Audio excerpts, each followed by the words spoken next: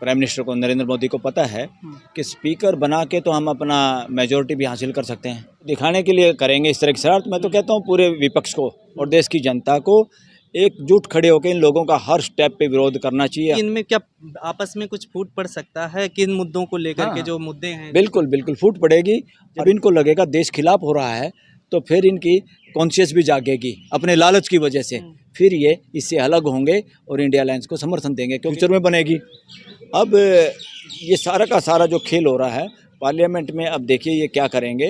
Parliament में बहुत कुछ ऐसा होने वाला है। जो विपक्ष कह रहा है कि हम अपने जो है अपनी तरफ से खड़ा करेंगे और चुनाव होगा, चुनाव की स्थिति बनेगी। अगर चुनाव की स्थिति बनती है तो क्या इसमें कुछ गड़बड़ हो सकता है? रेल मंत्री भी बेशर्म है, उसके बाद इस्तीफे की पेश नहीं करता, उनसे इस्तीफा नहीं लिया जाता।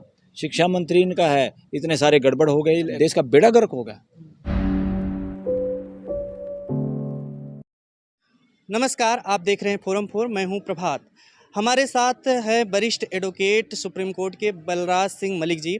बात करने वाले हैं जिस तरीके से संसद का सत्र शुरू हो रहा है 10 दिन के लिए, और उसमें संसद जो नवनिर्वाचित सांसद हैं उनका जो है शपथ लेंगे और संसद सत्र चलेगा। इसमें तमाम कानून भी अब पास होने वाले हैं आने वाले दिनों में।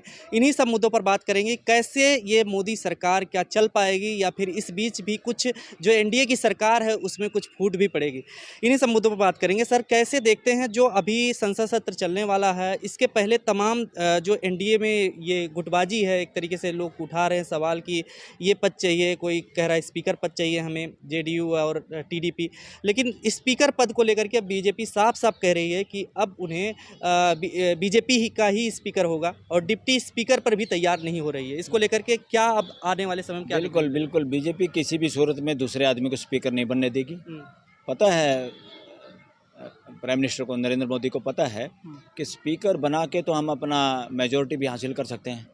इधर उधर से जो उनका इतिहास रहा है, एमएलए एमपीओ को खरीदना, पूरी की पूरी टीम बदलना, लोगों के चुनाव चिना, एक पूरी की पूरी पार्टी एक हाथ से दूसरे हाथ में चले जाना, और सुप्रीम कोर्ट भी कुछ नहीं कर पाई। सुप्रीम कोर्ट लिंगर ऑन करती रही ऐसे मुकदमों को, सुप्रीम कोर्ट में लिंगर होते हुए देखते रहे।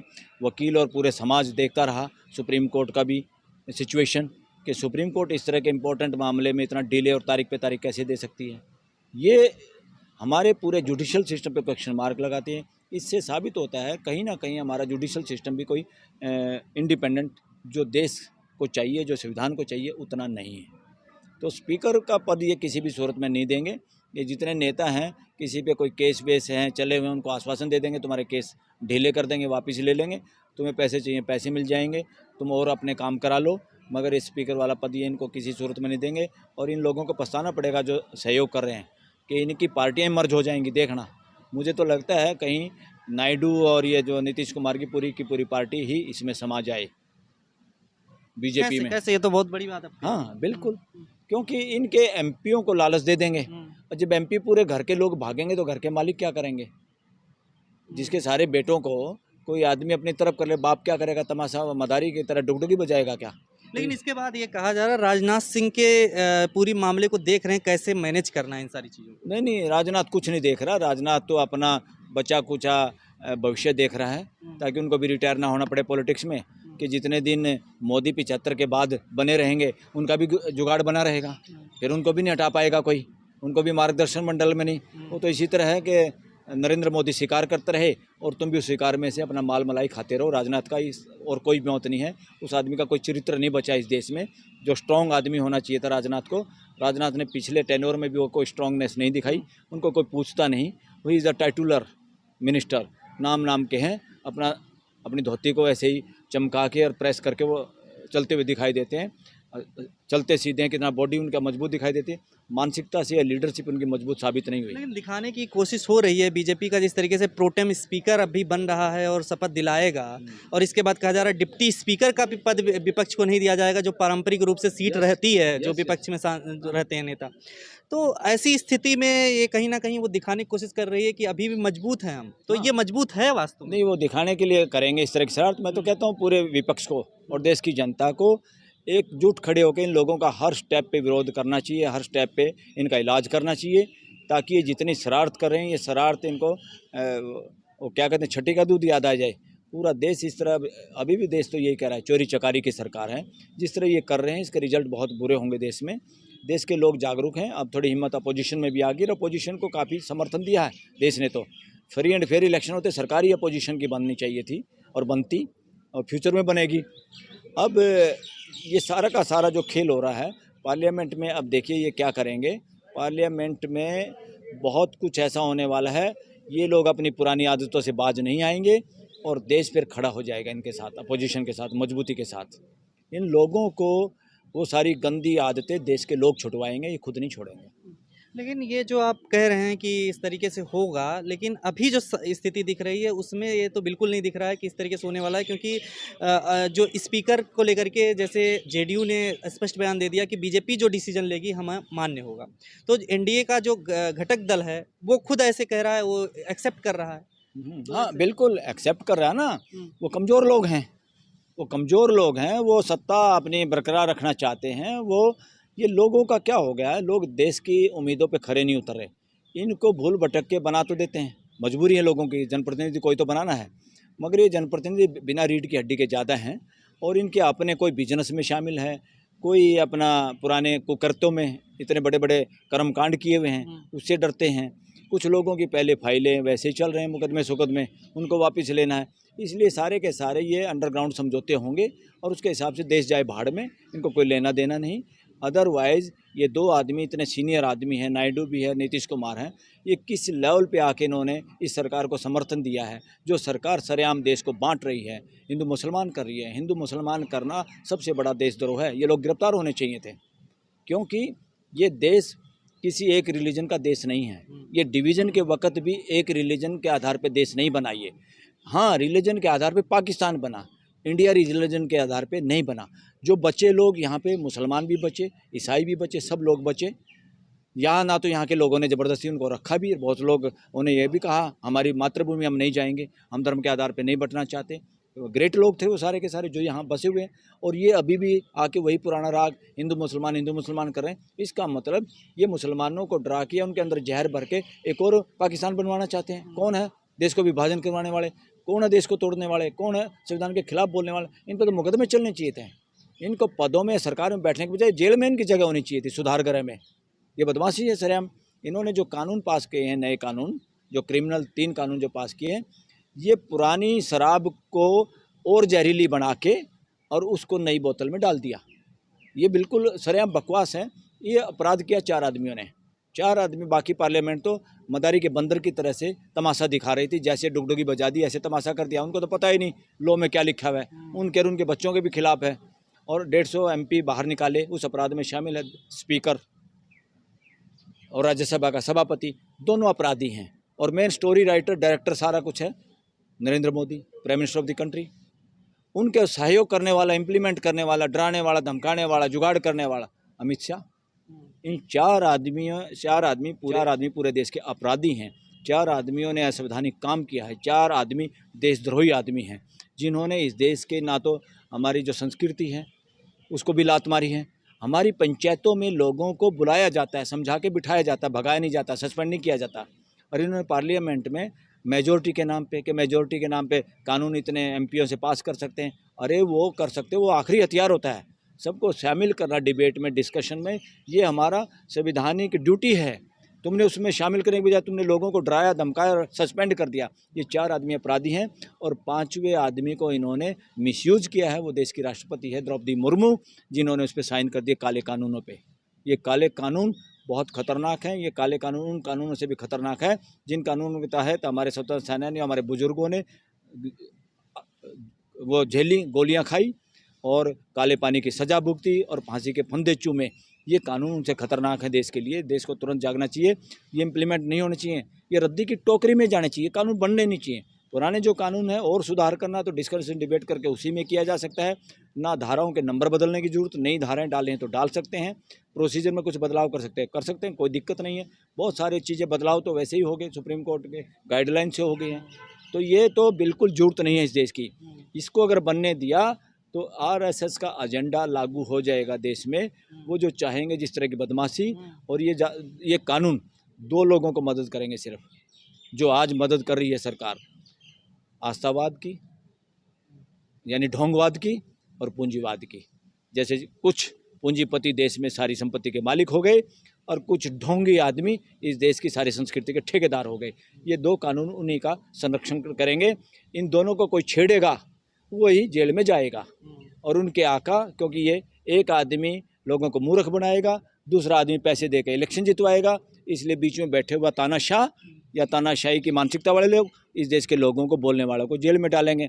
पत्रकारों के वो कैंसिल करेंगे उनके यूट्यूब चैनल और लाइसेंस, और उनको जेलों में डालेंगे, जमानत मिलने नहीं देंगे। और सरकारी वकीलों की भीड़ तनख्वाह और पैसे के लिए इतनी लालायत है, इतने क्या इसमें शब्द मैं यूज करूं, इतने लालायत हैं वो सरकारी वकील बन के इस देश का बेड़ा गर्क करने के लिए, जैसे अंग्रेज़ों के समय में अंग्रेज जज और वकील उनके साथी जो होते थे उनसे भी ज़्यादा खतरनाक या उनसे भी ज़्यादा निचले स्तर पे पहुंच गए हैं। और देश के लोगों के फंडामेंटल राइट का इन्हें कोई लेना देना नहीं। ये जमानत के विरोध में कई कई दिन बहस करते हैं, समय बर्बाद करवाते हैं, और जज चुपचाप सुनते रहते हैं, जैसे जज किसी पार्टी के या किसी सत्ता के या किसी तानाशाह के नौकर हों। ये जो डिप्टी स्पीकर का पद है, इसको लेकर के जो विपक्ष कह रहा है कि हम अपने जो है अपनी तरफ से खड़ा करेंगे और चुनाव होगा, चुनाव की स्थिति बनेगी। अगर चुनाव की स्थिति बनती है तो क्या इसमें कुछ गड़बड़ हो सकता है आने वाले समय में? देखिए, चुनाव की स्थिति में तो ये जुगाड़ कर ही लेंगे जैसे तैसे। इस देश में पैसों से वोटें डल रही हैं, पैसों से एमएलए पाला बदल रहे हैं, पैसों से एमपी, पैसों से टिकटें मिल रही हैं, पार्षदों की भी टिकटें उससे मिल रही हैं। इस देश का बुरा हाल है, और ये देश का बुरा हाल जब तक रहेगा, कम से इंडिया गठबंधन के सांसद भी संख्या में ज़्यादा हैं ना? संख्या में ज़्यादा हैं इंडिया गठबंधन के, पर इनसे ज़्यादा तो नहीं है, इनसे ज़्यादा तो नहीं है ना। तो ये मिल मिला के वो जुगाड़ तो करेंगे। मगर जो परिपाटी है इस देश की, कि यहाँ पे निष्पक्ष होकर जब चर्चा करनी हो, निष्पक्ष होकर काम करना हो, तो परिपाटी जो है भाई, अगर लोकसभा स्पीकर का पद सत्ता पक्ष की तरफ है तो अपोजिशन को उपसभापति की तरफ से कोई ऐसा आदमी को बनाना चाहिए। ये हेल्दी डेमोक्रेसी के लिए ज़रूरी है, ये बहुत आवश्यक है। और इसको ये इग्नोर करेंगे और इस तरह की परिपाटी को ये धता बताएंगे, इग्नोर मारेंगे। ये इनका इतिहास है, ये सब लगातार ऐसा कर ही रहे हैं। संसद सत्र में ये सारे मुद्दे उठने वाले हैं जिसको आपने जिक्र किया पहले, कानून इनके सारे मंत्री संतरी बोगस हैं, उनका कोई पता नहीं, उनको कोई याद नहीं करता उनके काम के लिए, उनकी उस फील्ड की नॉलेज के लिए कोई याद नहीं करता। इनका रेल मंत्री भी बेशर्म है, उसके बाद इस्तीफे की पेश नहीं करता, उनसे इस्तीफा नहीं लिया जाता। शिक्षा मंत्री इनका है, इतने सारे गड़बड़ हो गई, इस देश के लाखों करोड़ों परिवार कितने टेंशन में हैं, उनके बच्चों का भविष्य डार्क में है, न्याय की कहाँ बात करेंगे। ये सब पैसा बनाने में लगे हुए हैं, न केवल बीजेपी वाले, इवन आरएसएस के लोग भी लगातार इस देश के लूट खसोट मचाए हुए हैं। सबकी जांच अगर की जाए, किसी कितना पैसा बनाया है, इस देश के सामने दूध का दूध पानी का पानी हो जाएगा। इनको देश में जाए भाड़ में। ये वैसे ही चरित्र निर्माण की बात कर रहे थे, चरित्र निर्माण नूरमूण कुछ नहीं है। देश की ऐसी की तैसी करने के लिए इनका सिलेबस खराब है। इनकी जो मानसिकता देश में बनाना चाहते हैं, इनका शिक्षा का बेड़ा गर्क कर दिया, यूनिवर्सिटियों पे कब्जा कर लिया। सब कुछ धुलाई करने की जरूरत है, सब कुछ धुलाई करने के, शिक्षा का मानवीकरण करने की जरूरत है। अभी शिक्षा का दानवीकरण हो गया, दानवीकरण कर दिया और शिक्षा में वो कंटेंट डाल दिया जो लोगों के अंदर मानसिक गुलामी भरता है। जैसे कोई ही लोग ही अवतार होते हैं, बाकी लोग बेकार होते हैं। कुछ लोग देवता होते हैं, बाकी सब भिखारी होते हैं। कुछ लोग ही राजा होते हैं, बाकी लोग तो प्रजा ही होती है। ये क्या है? बार बार राम मंदिर का क्यों हवाला देते हैं? एक राजा और राम राज्य की बात करते हैं। अरे कौन सी बातें कर रहे हो? कौन से पत्थर युग की बात कर रहे हो? था कि नहीं था? पहली बात तो इसी का इतिहास नहीं। तो ये सारी की सारी शिक्षा में जो कंटेंट है, उससे हमारे दिमाग में मानसिकता असाइंटिफिक हो जाती है, गैर वैज्ञानिक हो जाती है, आस्था पे आधारित हो जाती है। डर, भय और डर लोगों को कंट्रोल करता है, और भय और डर के हिसाब से फिर सत्ताई चलती है, तानाशाही चलती है, जो कि हो रहा है। इसलिए शिक्षा से सारा वो कंटेंट हटाना पड़ेगा, फेंकना पड़ेगा बाहर। और सारे लोग इस पुरानी सरकार के वक्त में लगे हुए जितने लोग यूनिवर्सिटियों में प्रोफेसर लगे हैं, वीसी लगे, सबको हटाना पड़ेगा, जांच करनी पड़ेगी। अच्छे अच्छे प्रोफेसरों को जो सालों से वहाँ पर काम कर रहे थे, मेरिटोरियस थे, उनको इग्नोर करके 40-40 लाखों में पूरी चर्चा रही कि 40 लाख दो, असिस्टेंट प्रोफेसर लगो। ये हाल डीयू तक के मामलों में हुआ है। क्या होगा? देश का बेड़ा गर्क होगा। अच्छा सर, लास्ट सवाल है कि ये जो इस तरीके की स्थिति बन रही, तमाम मुद्दे भी उछाले जाएंगे संसद में, स्पीकर को लेकर के जिस तरीके से हो रहा है सारी चीज़ें, क्या लग रहा है कि एनडीए की सरकार पूरी चल पाएगी या बीच में कुछ फूट पड़ सकती है इन सब मुद्दों को लेकर? चल नहीं पाएगी और चलने भी नहीं चाहिए। चल नहीं पाएगी, चलने भी नहीं चाहिए। और देश के लोगों की नज़र हैं सारे बीजेपी और बीजेपी को समर्थन करने वाले एमपीओं पे भी कि उनकी भी आत्मा जागे, कॉन्शियस जागे, वो तानाशाही के खिलाफ खड़े हों, वो डेमोक्रेसी के साथ खड़े हों, संविधान के साथ खड़े हों और रल मिल के इस देश के ऐसी सरकार बनाए जो भाईचारे को बढ़ावा दे, जो देश की शिक्षा का मानवीयकरण करे, जो देश में लोगों को सजा देने की बजाय बदले की भावना से कार्रवाई करने के बजाय हमारा न्यायिक व्यवस्था भी देश में भाईचारा बढ़ाने का काम करे, लोगों के मन मुटाव दूर करवाने का काम करे, खाली फैसले सुनाना और लोगों को जेल में भेजने का काम नहीं करे। हाई कोर्ट, सुप्रीम कोर्ट, नीचे की अदालतों को ड्यूटी करनी होगी। इससे अच्छी तो अभी भी इसलिए पंचायतों को याद करते हैं लोग। पंचायतें लोगों को मिलाने का काम करती हैं, न केवल मिलाने का। एक दूसरे के प्रति अगर अपराध भी किया है तब भी उसको कंपनसेट करवाने का और मनाने का काम करती है। दो भाइयों के झगड़ा होने के बावजूद दो भाइयों को मिलाती है, दो पड़ोसियों को मिलाती है, दो अलग अलग गाँव के लोगों को मिलाती है, दो समाजों को मिलाती है और समाज के मिलाने से ही समाज में भाईचारा होता है। और यहाँ जो जितना हमारी न्यायिक व्यवस्था ये सारी फैसले पे आधारित पर टिकी हुई है, इससे भाईचारा खराब होता जा रहा है। हमारा समाज अंदर से टूट रहा है, करोड़ों के स्पेंडिंग है, करोड़ों करोड़ों लोगों के मनों में जो फैसले नहीं हो रहे समय पे और भाईचारा डेवलप करने में सहयोग नहीं कर रही कोर्टें, तो उन कितने मानसिक तनाव से ये देश गुजर रहा है। इसीलिए कितनी मानसिक बीमारी और कितना तनाव, कितना शुगर, कितना स्ट्रेस और कितना इनडिग्निफाइड जिंदगी लोगों को मजबूरी में जीनी पड़ रही है। मेरा सवाल था कि इनमें क्या आपस में कुछ फूट पड़ सकता है, किन मुद्दों को लेकर के हाँ, जो मुद्दे हैं? बिल्कुल बिल्कुल फूट पड़ेगी। और जब देश में चेंज के संभावना होती है, जब जनता बोलती है, लोगों को लगेगा, क्योंकि आखिरकार ये पॉलिटिशियन सारे इलेक्शन जीतना चाहते हैं, पार्लियामेंट या विधानसभा में जाना चाहते हैं। जब इनको लगेगा देश खिलाफ हो रहा है तो फिर इनकी कॉन्शियस भी जागेगी अपने लालच की वजह से, फिर ये इससे अलग होंगे और इंडिया अलायंस को समर्थन देंगे। क्योंकि इनको लगने लगेगा कि आखिर फ्यूचर में एमएलए एमपी बनना है, खुद बनना या बच्चों को बनाना है, तो इंडिया अलायंस के साथ ही मिलना ज़्यादा बेहतर होगा। उनको देख के करेंगे। बहुत बहुत शुक्रिया सर हमसे जी, बात करने के थैंक लिए। यू, थैंक सर ने जिस तरीके से कहा कि जो संसद सत्र चलने वाला है, इसमें तमाम मुद्दे भी विपक्ष की तरफ से टकराव को देखने को मिलेगा सत्ता पक्ष के साथ, और इसमें चर्चाएं भी होंगी। और इस चर्चाओं में क्या आगे आने वाले समय में जिस तरीके से सर कह रहे हैं, हो सकता है कि एनडीए में जो है गुटबाजी की वजह से या बाद में एनडीए में जनता के मूड की वजह से फूट पड़े, और इससे कहीं ना कहीं पूरा सरकार पर असर पड़ेगा और नई सरकार बन सकती है। फिलहाल आपका क्या कहना है इस मुद्दे पर, आप भी जरूर प्रतिक्रिया दीजिए। देखते रहिए फोरम 4। नमस्कार। खबरों में बने रहने के लिए फोरम 4 को सब्सक्राइब करें और नोटिफिकेशन पाने के लिए बेल आइकन दबाएं।